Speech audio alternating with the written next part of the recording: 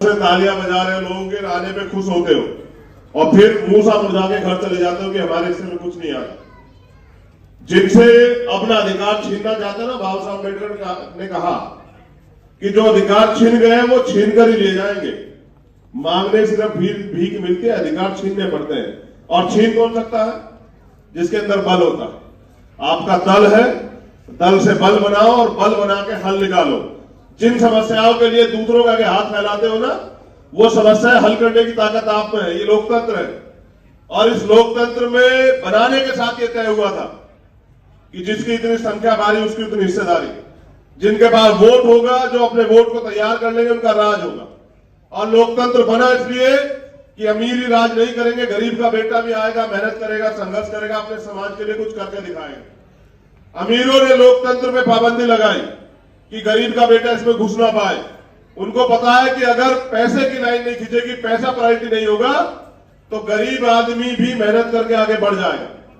आज राजनीति में दीवार खिंच गई है। दिल्ली के लोगों को भी सुन लो, उनको लगता है कि पैसे वाले आगे बढ़ सकते हैं। और मैं कहता हूं कि जिसके दिल में सच्ची तमन्ना है वो आगे बढ़ सकता है। मैं गारंटी से कहता हूं कि अगर हमारे कार्यकर्ताओं ने ईमानदारी से काम किया, हमारे प्रत्याशियों ने मेहनत से डटकर मुकाबला किया और हमारे प्रत्याशियों ने आने वाले समय में बहुजन समाज बनाया, भाईचारा बना के, संगठन बना के, कमेटियां बना के और मजबूती से आंख से आंख मिला के चुनाव लड़ा, तो मैं लिख के देता हूं कि ये समाज कभी बिका ही नहीं। जब जब रहबरों ने, महापुरुषों ने आदेश दिया, आवाज दी, ये खड़ा हो गया और इसने साबित किया कि ना हम झुकेंगे, ना हम रुकेंगे, ना हम इस आंदोलन को कमजोर पड़ने देंगे। तो दिल्ली के जो लोग यहां मौजूद हैं, मैं उनसे कहना चाहता हूं, हमारे नौजवान नेता मेरी बात पे गौर करें। आंदोलन समर्पण से चलता है, आंदोलन संघर्ष से चलता है।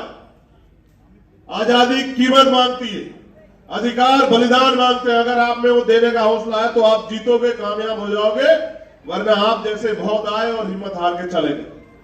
अगर आपके अंदर समाज को देने की भावना है तो फिर ये इतिहास, कुदरत आपको देगी। अगर आप अपने लिए कुछ चाहते हैं तो आपके हिस्से में कुछ नहीं आएगा। जिस चीज के पीछे भागोगे वो नहीं मिलेगी।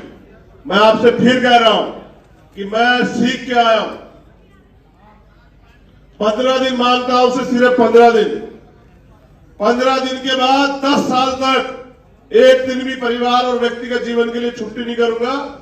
10 साल पूरी जी जान लगा के इस आंदोलन को और दिल्ली तक लेके आऊंगा, प्राइम मिनिस्टर की कुर्सी तक। ये आज वादा कर रहा हूं साहब के आंदोलन के। एक दिन भी नहीं गद्दारी करूंगा, एक दिन भी नहीं रुकूंगा, गर्दन नहीं झुकने दूंगा आप लोगों की।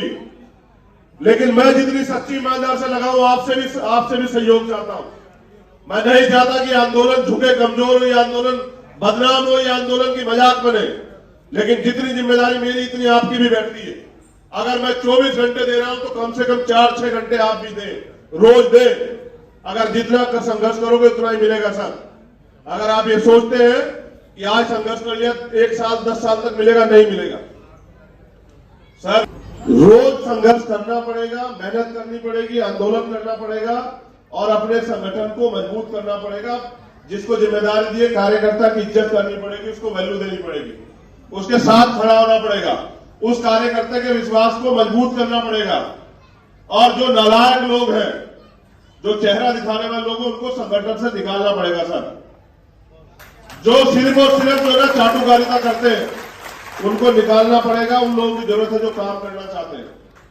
क्या तो तय करो कि गुलामी के जीवन में जीना चाहते हैं, या फिर तय करो कि हम गुलामी का जीवन काट के जाएंगे सर। आपको क्या लगता है, बाबा साहब वापस आ जाएंगे क्या? यहां जो तमाम लोग बैठे, बताओ क्या माननीय काशीराम साहब वापस आ जाएंगे क्या? और फिर यह भी बताओ मुझे कि कोई दूसरा मान्यवर काशीराम क्यों नहीं पैदा हुआ, किसने रोका? लेकिन हर आदमी को अपने लिए जीना है तो नहीं बनेगा मान्यवर काशीराम, और उनके जैसा पैदा नहीं हो सकता। मैं तो उनके पैर के नखून के बराबर भी नहीं। लेकिन यह विश्वास से कह रहा हूं कि अपने ऊपर जो कर्ज है महापुरुषों का, उसको उतारेंगे। उस कर्ज को नहीं रखे जाएंगे। जब जीवन से खत्म होगा तो ये नहीं कहेगा कोई कि अधूरा रह गया है कुछ। अपने जीते जीवन में इस आंदोलन को आगे बढ़ा के जाएंगे। अब दिल्ली के लोगों सुन लो, आपसे बहुत जिम्मेदारी की बात करनी है। दिल्ली में बहुजन समाज की आबादी सबसे बहुत ज्यादा है और आपसे मखूटे दिखा के, बाबा साहब की बात करके लोग वोट लेके गए और कितने ऐसी समस्याएं जिनका हल नहीं हुआ, मैं गिनवा दूंगा अभी आपको। लेकिन आप ये बताओ, क्या आपकी समस्याओं का हल आप खुद नहीं कर सकते हो? जब वोट का अधिकार आपके पास है, वोट आप तैयार करके, समाज को तैयार करके आगे बढ़ा सकते हो। एमसीडी का इलेक्शन आ रहा है, जब आप अपने वार्डों से जीत सकते हो तो फिर आपको किसी की और पास जाने की जरूरत पड़ेगी क्या? बताओ। देखो, दिल्ली में सुनो, दिल्ली में रविदास मंदिर आंदोलन हुआ, बहुत सारे सीनियर लोग बैठे हुए हैं यहां।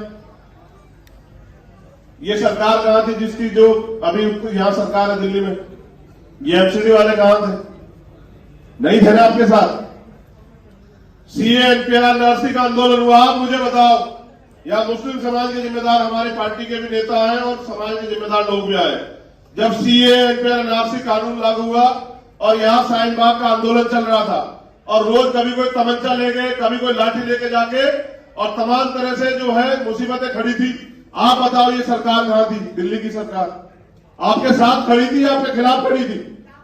ये सरकार के मुख्यमंत्री तो कह रहे थे कि हटवा दो, जाओ, दिल्ली की पुलिस आपके हाथ में, केंद्र सरकार, जाओ हटवा दो। और जब दिल्ली में अन्याय हुआ, दिल्ली के चुनाव के बाद, आप बताओ ये सरकार कहां थी? और ये सरकार का मुख्यमंत्री बैठ के गृह मंत्री के साथ मुस्कुरा के 3 दिन बाद हमारे साथ, हमारे लोगों के साथ जो अन्याय हुआ वहां मुस्कुराता वक्त पीसी कर रहा था। किन पे भरोसा कर रहे हो? ये आपका भला करेंगे? ये जो बाबा साहब की तस्वीरों की बात कर रहे हैं, बाबा साहब के कौन से आंदोलन को आगे बढ़ा रहे हैं? बाबा साहब की कौन से विचारधारा को आगे बढ़ा रहे हैं?